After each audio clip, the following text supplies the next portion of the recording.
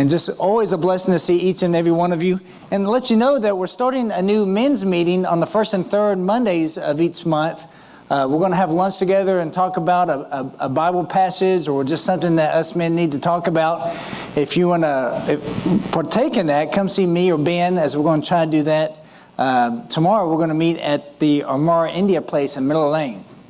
And the third one we're going to meet at a place in Huber Heights, and maybe the next one in Inglewood. So we'll try to travel so you can come to it.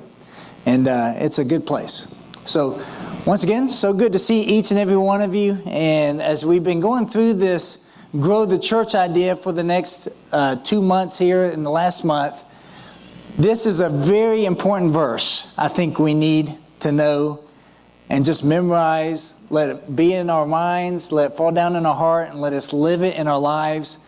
It's that powerful. And it's something that, this was Joshua's challenge. And of course, you can go ahead and get my notes either on the, in the fill in the blanks on the back of the order of worship, or on the live event on the YouVersion Bible app that you have. And so Joshua's challenge. It looks formidable, doesn't it? Look at that. You have that huge mountain there, that path that just goes towards it, and then you don't see the path going up the mountain. If you were there, would you think, maybe I should do something else? Maybe this isn't the path that I should be taking. And it's interesting to see Joshua and his situation and what he did. So first, before we understand this, we need to know Joshua's history.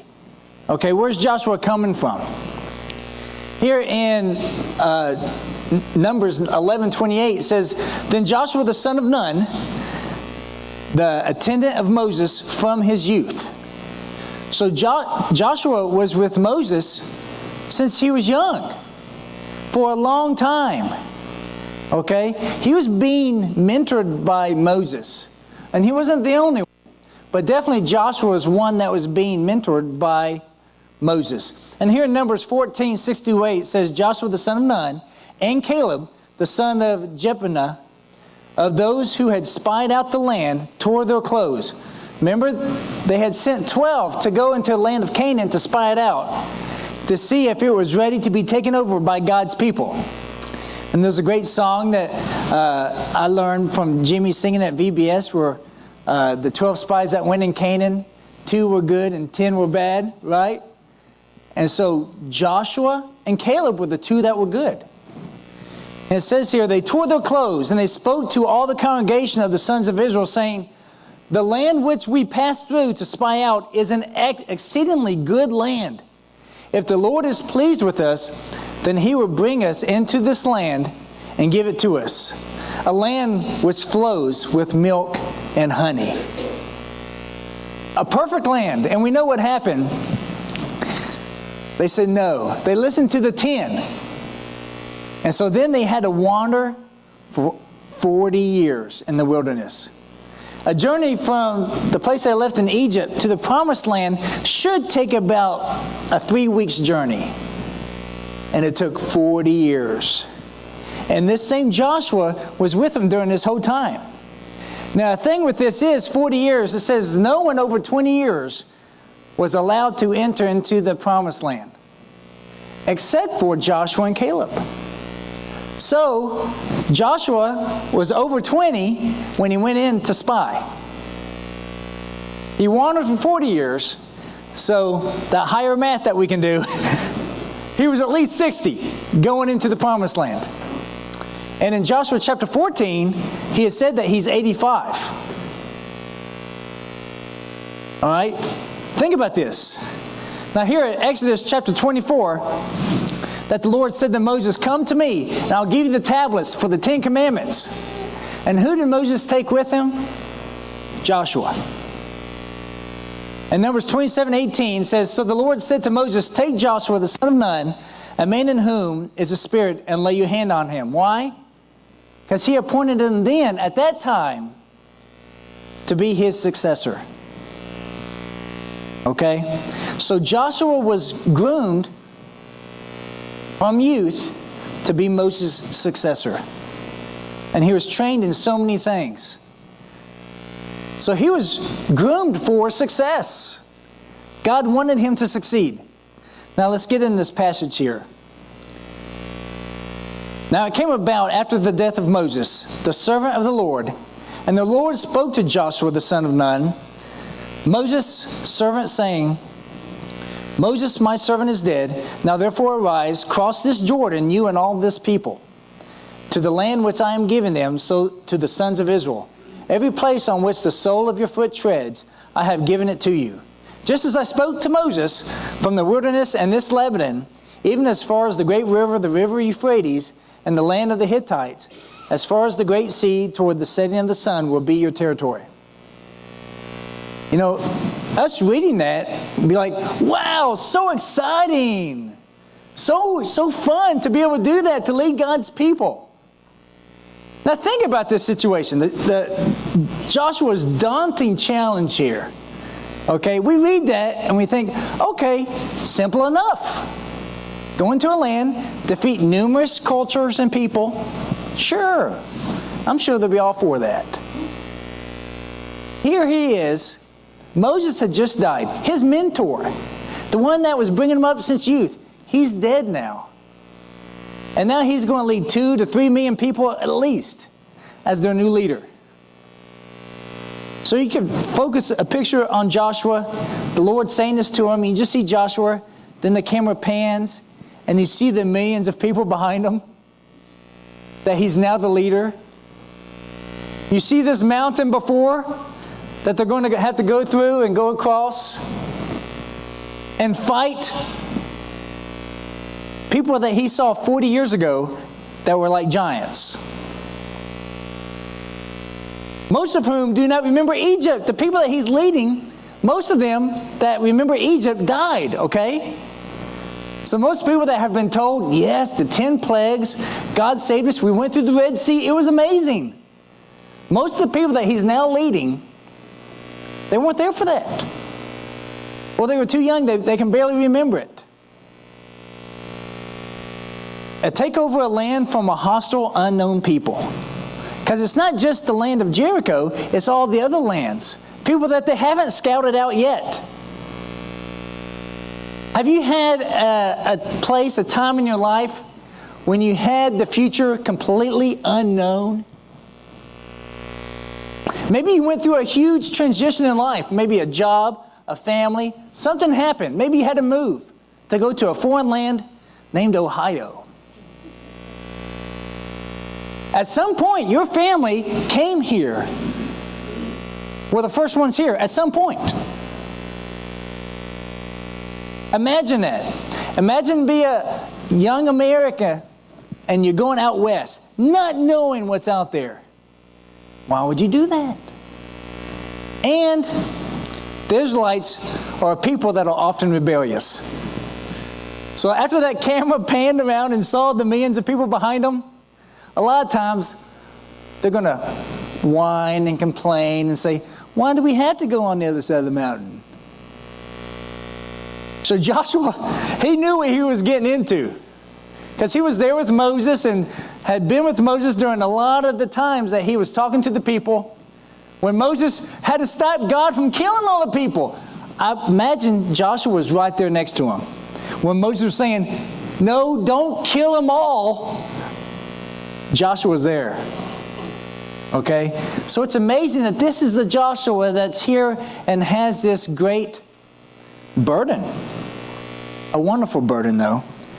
Now this is where we pick up here in Joshua 1, 5 through 9. No man will be able to stand before you all the days of your life. Wow. Soak that in. God telling Joshua that no one will be able to stand before you the rest of the days of your life. How much confidence would that give you? If God told you, no one can stand before you. No one.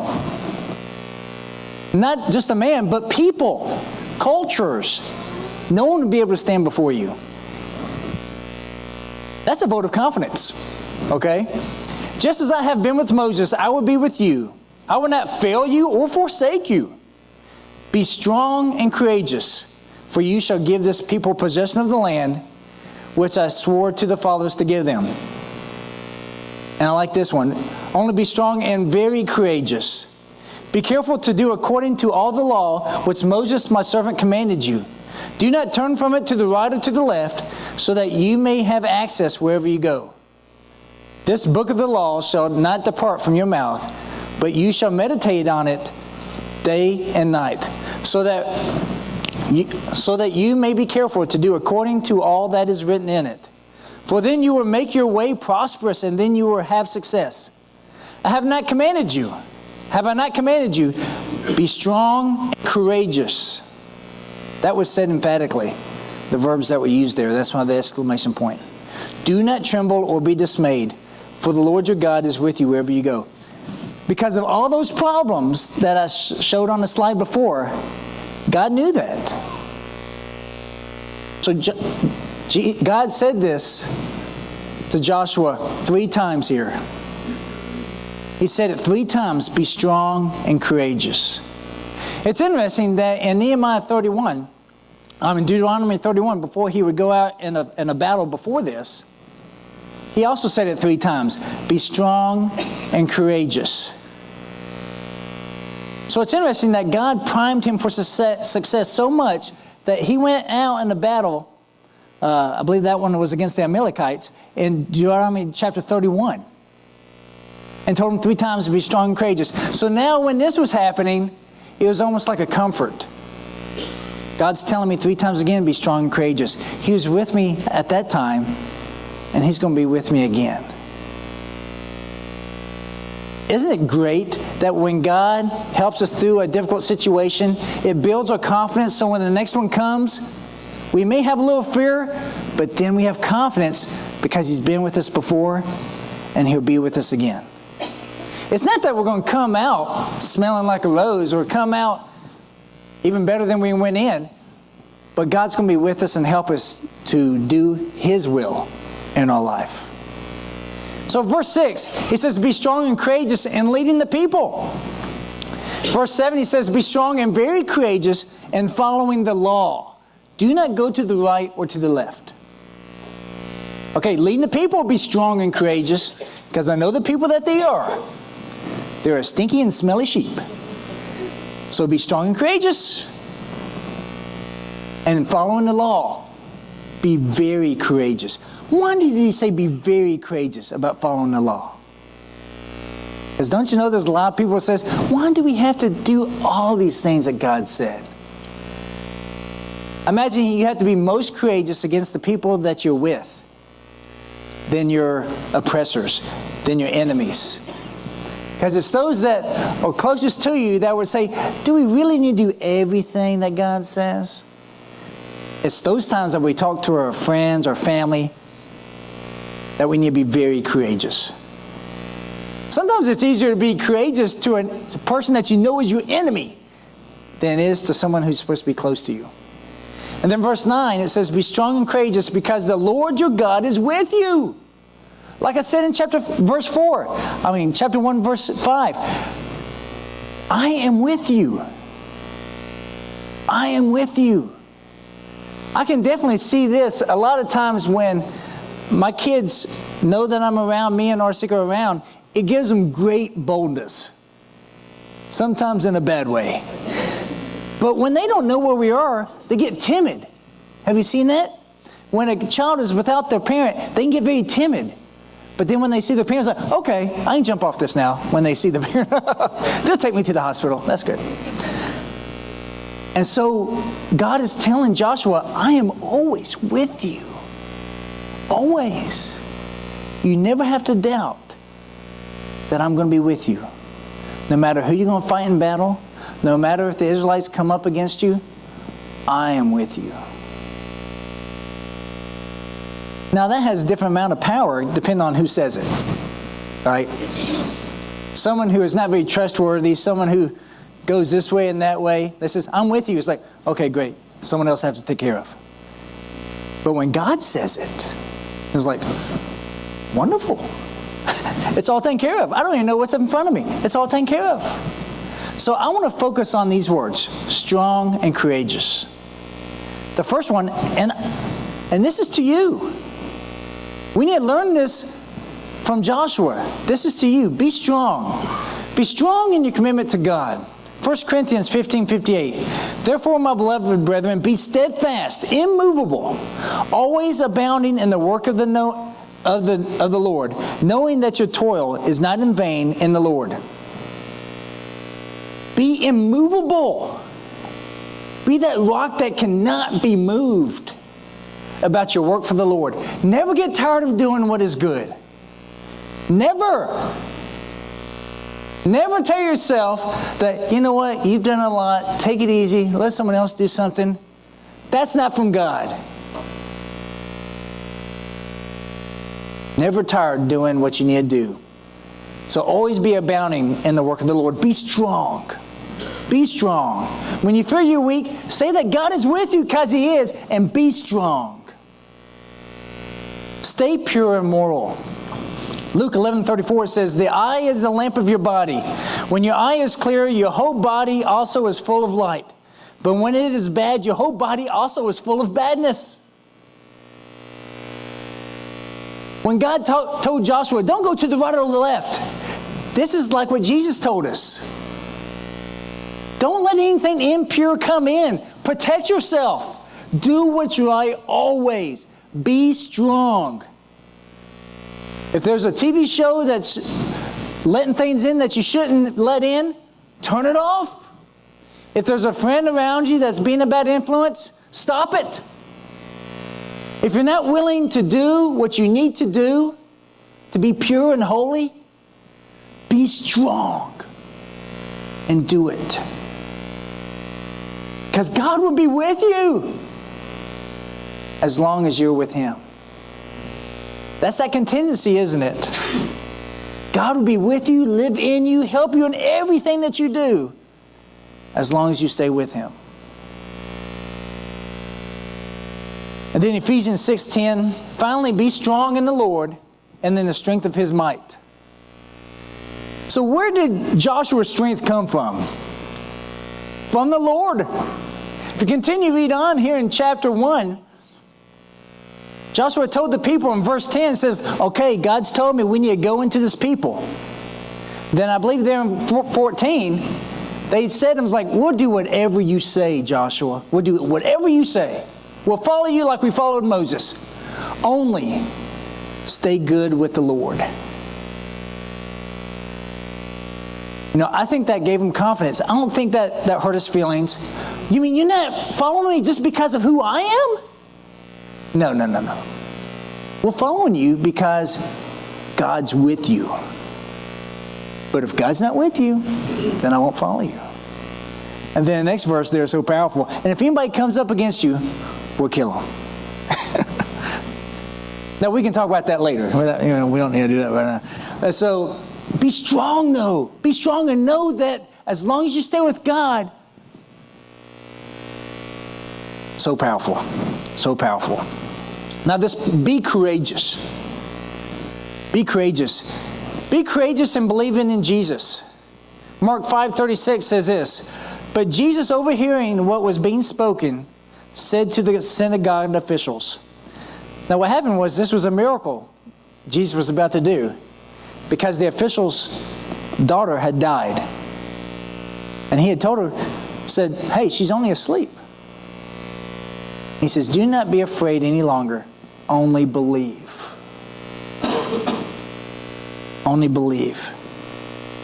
And so, this meant so much to him, to this official, when he heard this, because of the promise of the miracle of having his daughter back. He only had to believe. And so, if you're going to really want to live for Jesus, if you really want to live for God, and God do amazing things through you, then you have to be courageous and act it. Believe it. Live your faith. If you really want to grow the church, God has said to us numerous times, I'm with you. I'll help you do whatever you need to do for the church. Where 2 or 3 of you gather in my name, I'm there with you. Time and time again, God and Jesus have told us this. But we need to act in confidence. We need to be courageous. And God will bless us. Be courageous against self-doubt. This is a biggie, isn't it? Why don't you do more for God? Why don't you step out more for God? Because I'm weak. And really, that's not humility. That's doubting God, isn't it? Joshua did everything that he did. Amazing. Read the books of Joshua. It's amazing what God did through him. He did it because he had confidence in God, not himself. 1 Timothy 1:7, for God has not given us a spirit of timidity, but of power and love and discipline. This is the spirit that God has given us, of power. Be courageous. Courageous will look different on different ones of us here. That's okay. But be courageous. You don't have to be loud and in people's faces, but courageously you speak up for God in different places. Like, no, that goes against God. No, I won't do that. God won't want me to do that. That's being courageous. When speaking for Him. This is true in Psalms 118:6. And the writer of Hebrew quoted that in 13:6. So that we confidently say, the Lord is my helper. I will not be afraid. What will man do to me? Don't you know that's what Joshua was saying? The Lord is with me. What's man going to do to me? The creator of everything is with me. Who are you? That helps us to be strong and courageous. So act as if God is with you. Live your life boldly and courageously as if God is with you. If indeed He is. Of course, there's decisions that you need to make to ensure that God is with you. Like in getting baptized like Kelly did last week. That's how you can know that you're with God. And look at this daunting task. I'll tell you what. But with God, you can do anything. I want to close with this thought. Joshua 1:5, no man will be able to stand before you all the days of your life. Just as I have been with Moses, I will be with you. I will not fail you or forsake you. And you may say, well, Dave, that's Old Testament. That's not today. It is. It is today. Romans 8:31. What then shall we say to these things? If God is for us, who is against us? Amen? Do we believe this? Who can stand before us if God is with us? No one. And Paul wrote this in the oppression of the Roman Empire. If God is with us, who can be against us? And verse 32, right after 8:31. He who did not spare His own Son, but delivered Him over for us all, how will He not also with Him freely give us all that we need? Give us all things. He sacrificed His own Son for us to be successful in all that we can do for Him. Be bold. Through difficult times, transition times, tough family times, financial times, God is with you. In times when people doubt your faith, say, no, that's silly to be a Christian. No, that's not right. That's not true. Be strong and bold and be courageous for God. You're not doing it for yourself. You're doing it for God. Okay? For God. Take the focus off yourself. Don't be worried about yourself. Be worried what God thinks for you. So I'm pushing you to be strong and courageous. I'm pushing God, and the Holy Spirit is putting on your heart to do for God. Do it. Don't wait till tomorrow. Don't wait for later. Do what God is calling on your heart to do. Be strong and courageous. If this speaks to you, if you need to respond, please come forward as we sing this song.